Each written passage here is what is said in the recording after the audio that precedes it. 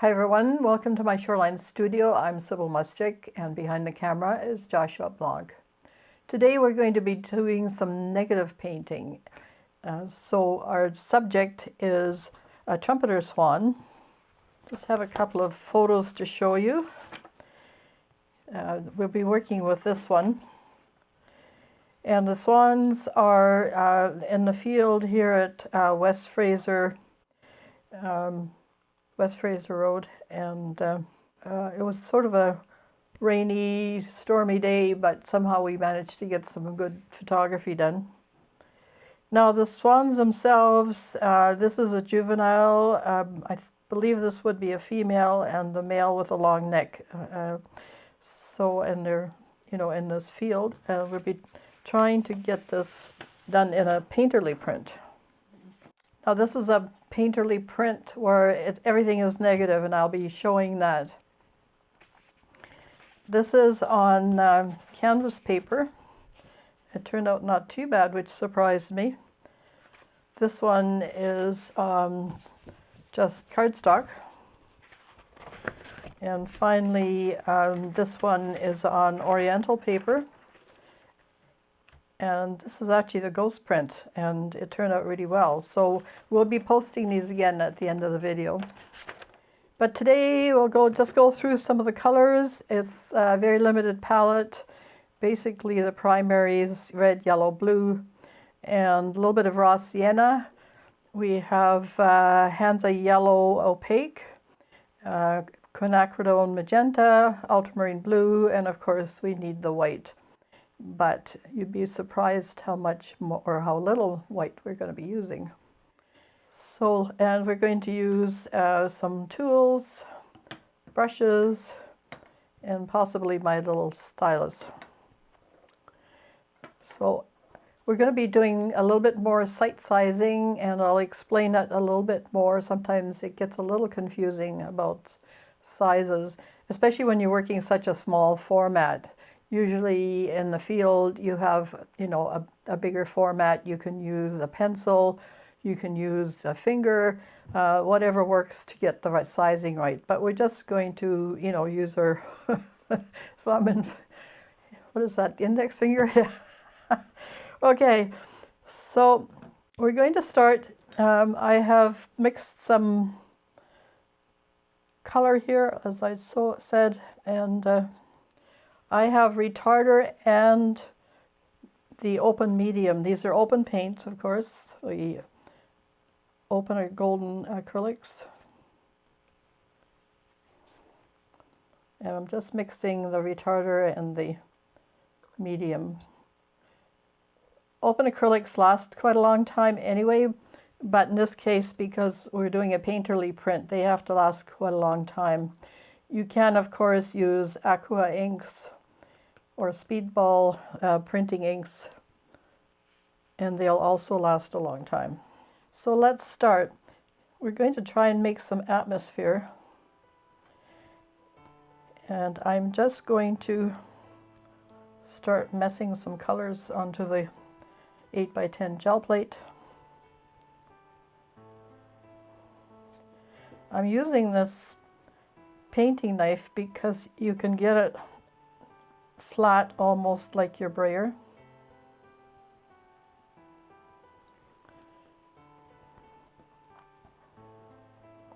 And we'll mix some of the raw sienna into that, and it will make it a little almost greenish.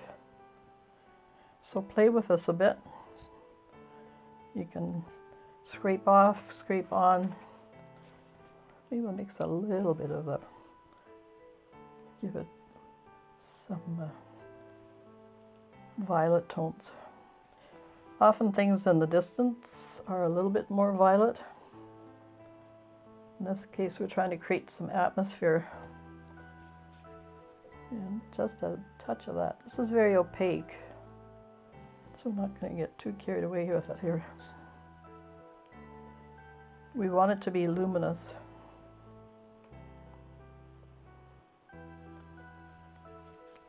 And then because it's supposed to be trees, let's put a few tree trunks in.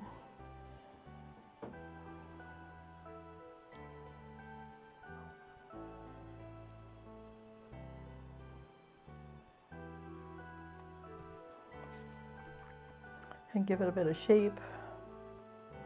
You probably lose most of that, but some of it will stick around.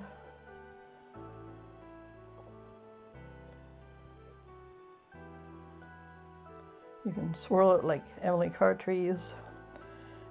Just play with it. That's what art's all about, isn't it? Just trying stuff, playing, having fun. It's very therapeutic, this kind of thing. If you're stressed out, go do some gel plate printing, especially these painterly prints. So you can scrape it down. Because these are plastic, they're not going to harm your, unless you're really digging into it, your gel plate. So a few.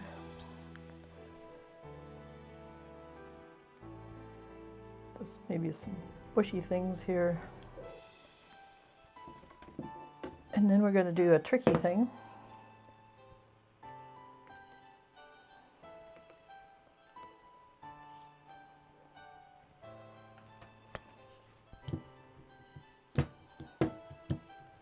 We're going to push all that back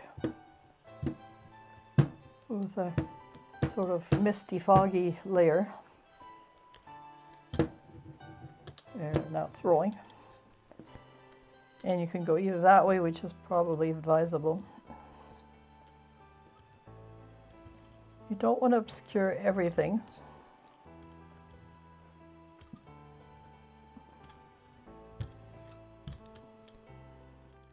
So we're still keeping some of the detail, but we've pushed it back quite a bit. Okay, so now we work in the foreground. I'll just use some of this white here to lighten it up. Create some grays.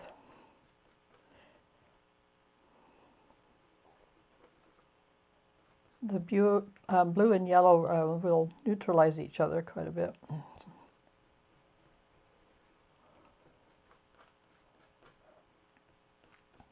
And just maybe a hint of a red. So here's our field. We're going to make it look quite watery as well.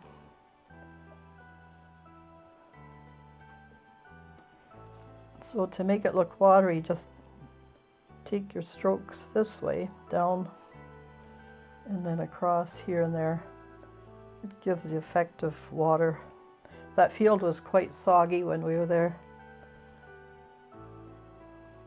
And then just brighten it up here and there.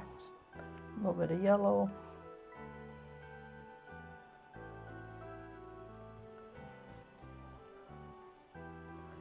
So this can go quite quickly. You can rack off a whole bunch of them. I was working 2 at a time earlier.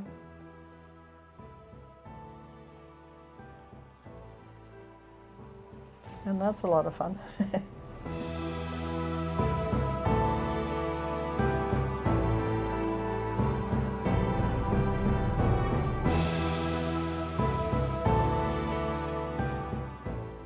And just make sure you've covered the entire gel plate. You can add a few more highlights here and there.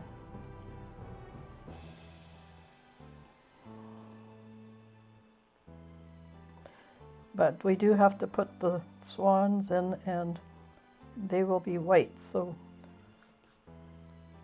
take it easy on adding, the whites.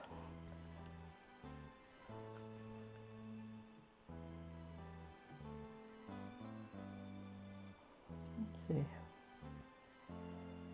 Now don't forget that water is level. I just see too many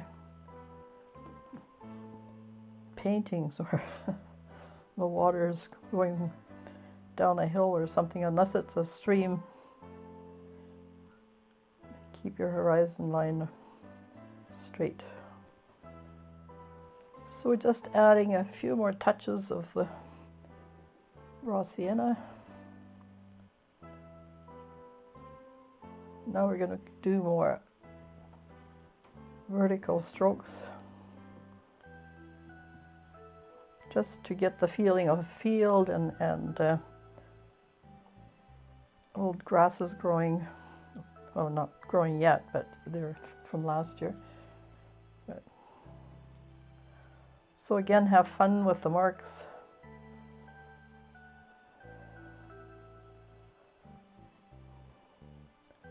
Make sure they're not too thick or you'll end up having sort of a squishy blob that will just not be very nice. Okay.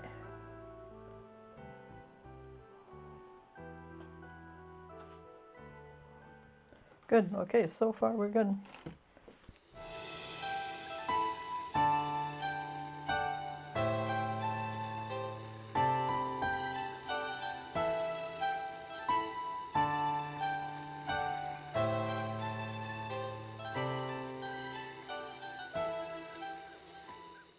Now comes the fun part. Okay, we talked about sight sizing in the previous video.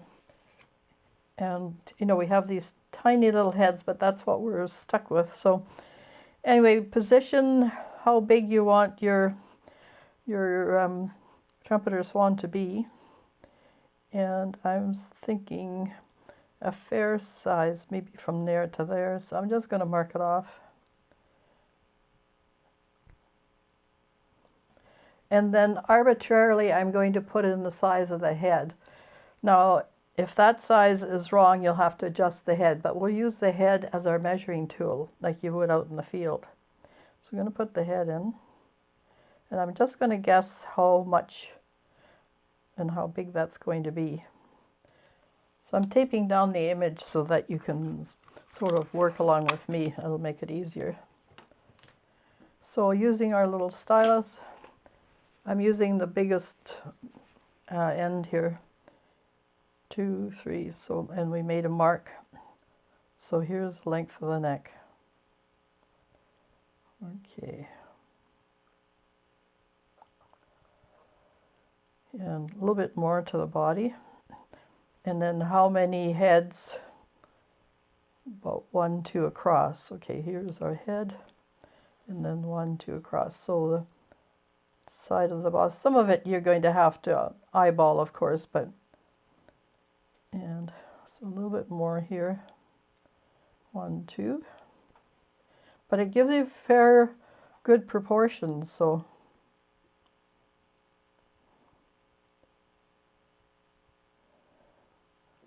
they have a very long neck and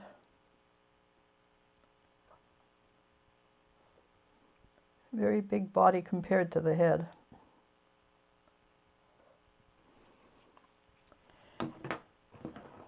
And then we'll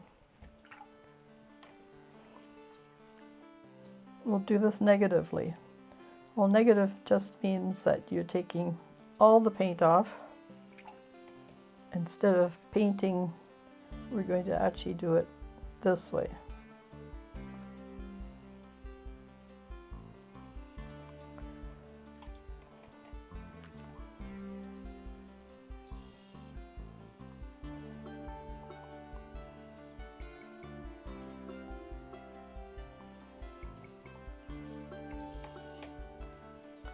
So we're wiping, and I'm going to leave some of the paint on the bottom here where it's darker and where there's any indication of feathers.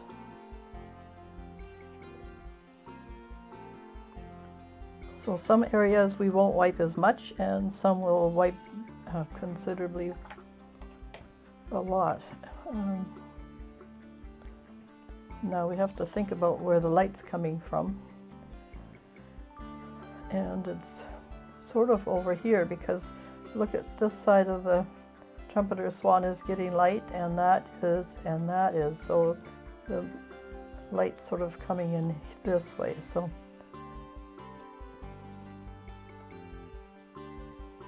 we really brighten this middle section up.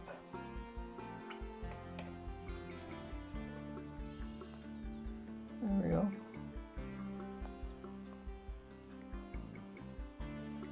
And we can put more details in after. And of course, if you need to adjust anything, like here around the neck,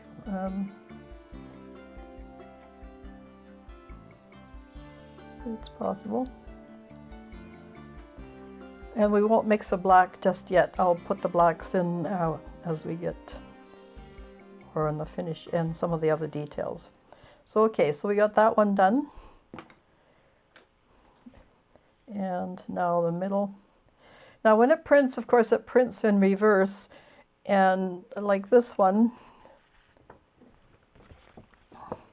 it looks like they have attitude, like they're disciplining the youngster, which is what I liked, right?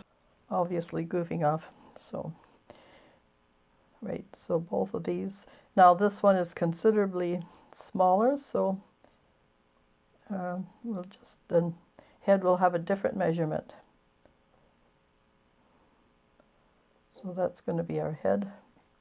So is it the same? It should be slightly, because this neck is bent, so it should be more like 2 3/4. So 1, 2, and a little bit. Okay, so here's our head. 1, 2, and a little bit. So here's the top of where the neck quits. And then the size of the body. 1, 2, 3. And this one looks quite a bit longer, but this one's foreshortened, so, which means it's coming more at you, and as it comes closer to you, the way the camera works, the way our eyes work, it looks like that part is wider and closer to you. Okay. So here's our neck.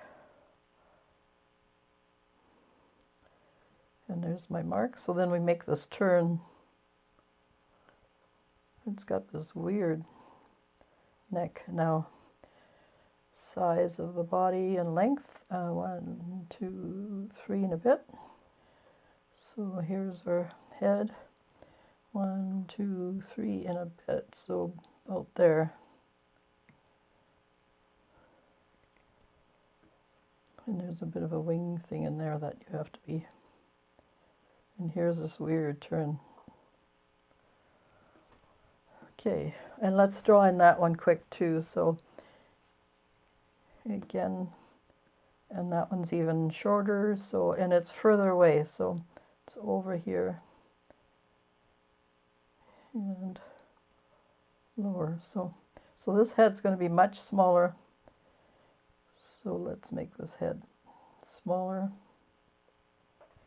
And then we've established it's about 3 heads to the neck. So 1, 2, 3. So about there. And we see less of the body because it's facing away from us.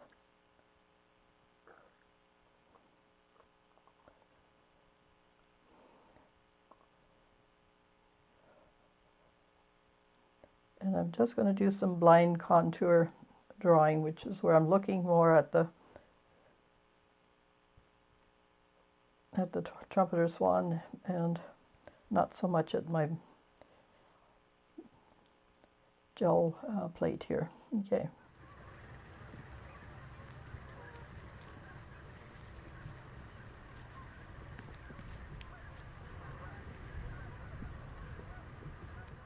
So we're at the wiping stage now.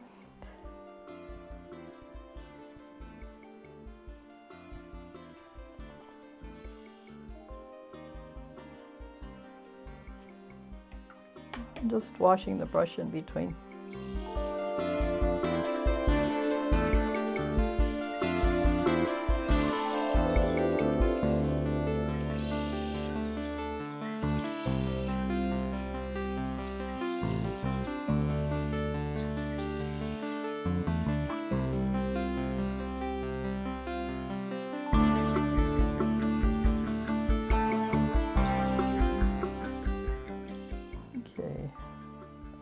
There's a wing there.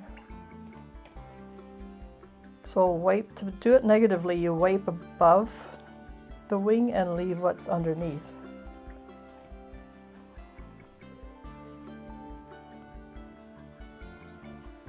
And the same back in here. I'm just going to wipe out the highlights.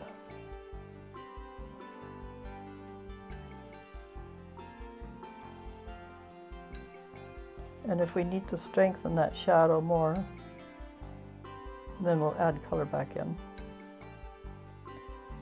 Okay, and the little, that's probably yearling. It's got this sort of a scoop to the neck.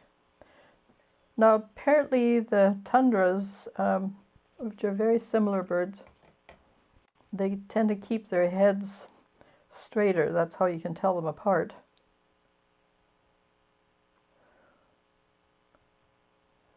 And these ones are all over the place, so some of the photos that we've taken and in the interludes will probably show you some of that. Their necks are doing all sorts of strange contortions. So this one's got a bit of a wing happening here. And we'll really wipe this part out and then leave that part, which is darker. So that's how you do things negatively. And I've left the head, maybe a highlight on the top here, just to distinguish it from the background.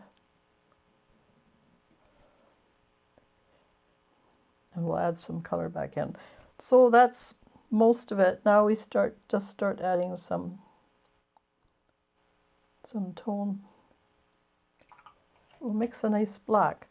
So we have ultramarine blue. We have our raw sienna. And a little bit of red. And if it's a little bit too on the violet side, then add some yellow. And that neutralizes it.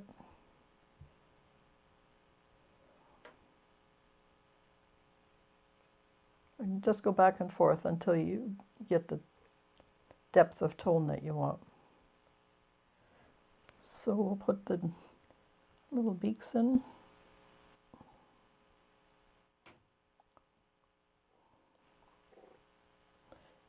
Having a square brush like this really helps with these kind of details. Remember, you can't use too much paint, just touch it lightly. And you can adjust. Remember, our background is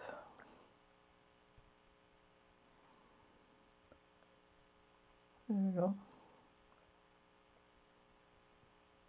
That's what's nice about these painterly prints.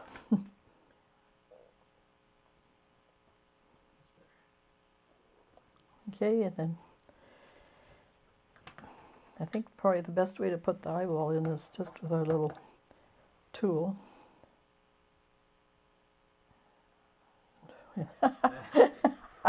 It's hard to keep your hand from shaking. Besides, I'm laughing, that doesn't help. But that's why we have our brushes. We can just wipe that away.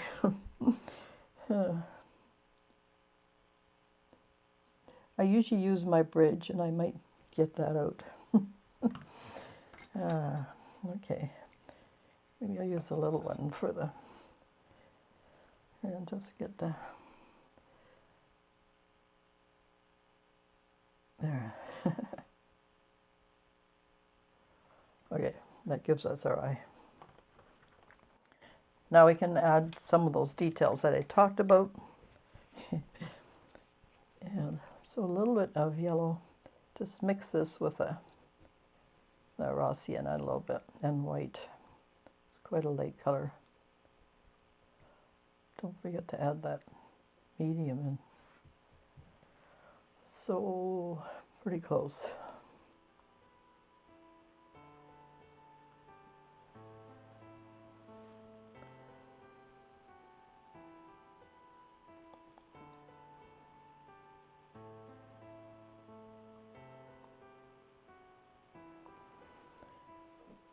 And not much on the other one. It's more of a brownish tone, but not as much as the juvenile.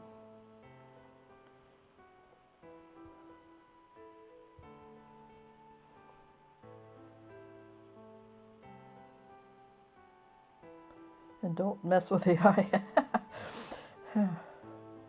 Okay.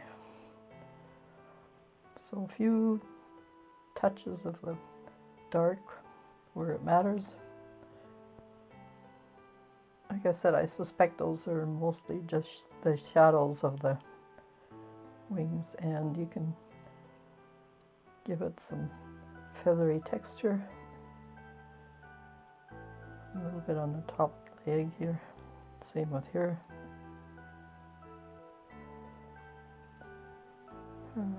That's pretty white here, so I think we're just going to go with the blue for underneath here. A little bit more blue. Just as you need to.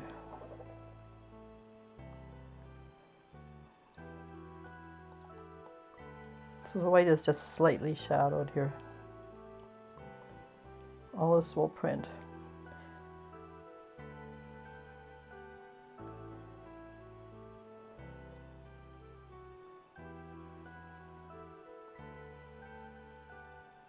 To give contours, hold your brush sideways so that you're picking up the contour of this bird. Otherwise it looks really flat.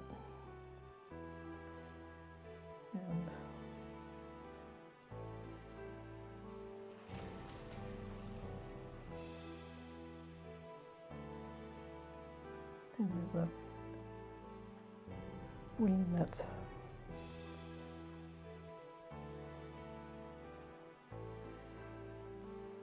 you see the wing structure on this bird quite well. And underneath is more brownish.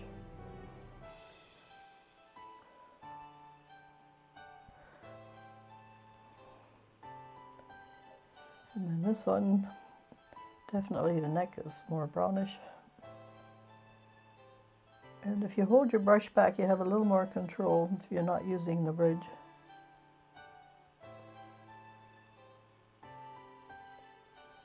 A little bit more. This is almost like working with oil paint.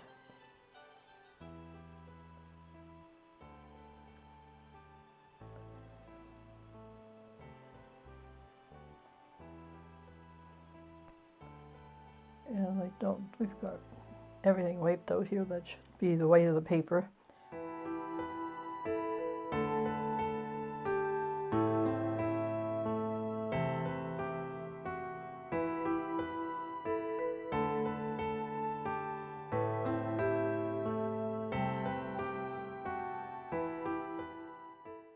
So we're at the final details here. So it's a nice field, beautiful soil. So we'll just throw some of that in, especially here there was sort of a bump.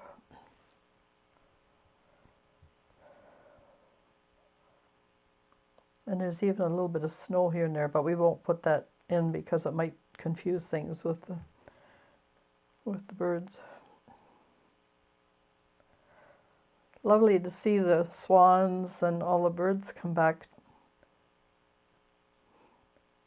Yesterday we went to Scout Island, which is in Williams Lake, and saw a whole bunch of Canada geese, and they were busy honking away in this little island, just making a total racket. And all sorts of birds that I hadn't heard before, so we'll be working with that in the future. Not a bad day. It was a bit windy, but that was good. Okay, just a few spots here and there of color, and we should have it pretty well together. I'm going to just scrape out a few more reeds and things. We might have to touch up a few things after it's printed. We'll see.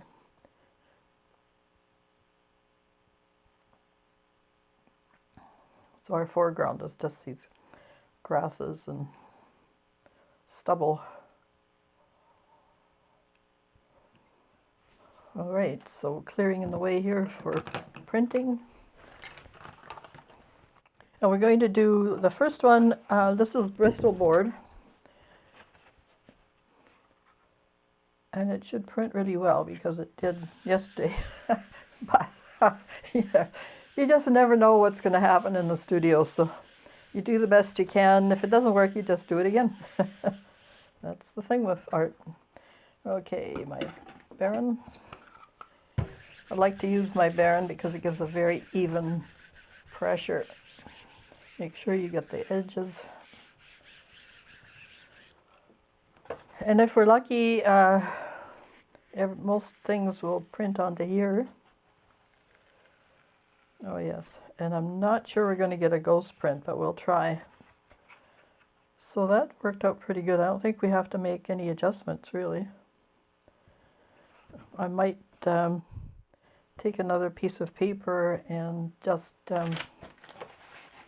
use a paper towel and blot. There's a couple of blobby areas, but that will dry anyway. It could be all sorts of things. I'll let you guess that one. Okay, we'll try the Oriental paper and see if we can get a ghost print. It is a cattle field after all. Okay. Now, just placing our Oriental paper. And the Oriental paper will pick up, there might be 2 sheets here. Yep. We'll pick up whatever's left on the plate. And the one I showed you worked out pretty well. And that was after printing the acrylic paper, which doesn't take up all the paint. But we'll see what happens here. It'll be very pale, I think.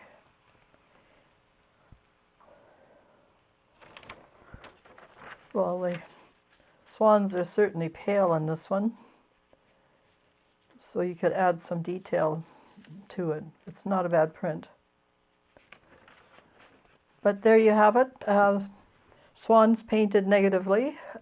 Give this a shot. It's a lot of fun, especially the background. And don't forget to do that brayer of that layer over to push it back. And some of the other ones are even more nebulous. It could be fog. It could be just atmosphere. It does create a really nice touch. There you have it. So, thanks so much for watching.